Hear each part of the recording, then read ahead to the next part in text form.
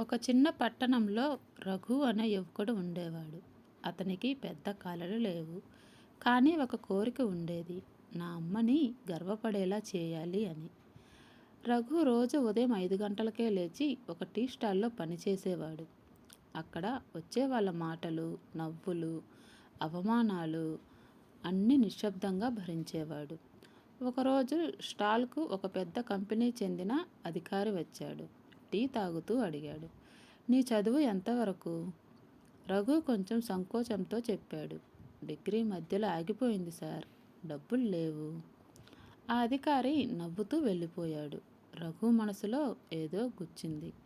చదువు లేకపోతే మనిషికి విలువ ఉండదా అని ఆ రాత్రి అతను చాలాసేపు ఆలోచించాడు.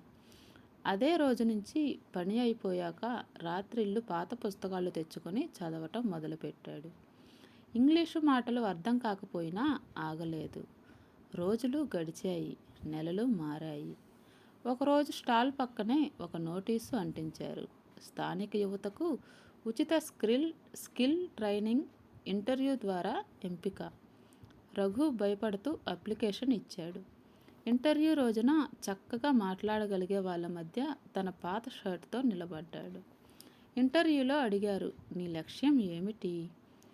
రఘు క్షణం ఆగి అన్నాడు, నాకు పెద్ద లక్ష్యాలు లేవు సార్, కానీ ఒక్క అవకాశం దొరికితే నేను నన్ను నిరూపించుకుంటాను.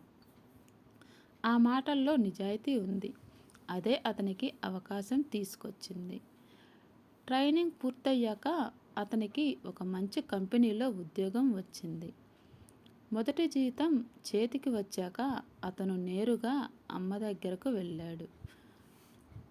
అమ్మ చేతుల్లో జీతం పెట్టి అన్నాడు, ఇది నా మొదటి విజయం కాదు అమ్మా, నువ్విచ్చిన నమ్మకానికి ఫలితం. అమ్మ కళ్ళల్లో నీళ్లు. ఆమె ఒక్కటే మాట, నువ్వు ఆలస్యం అయ్యావు కాదు నాన్న, నువ్వు ఆగలేదు అంతే.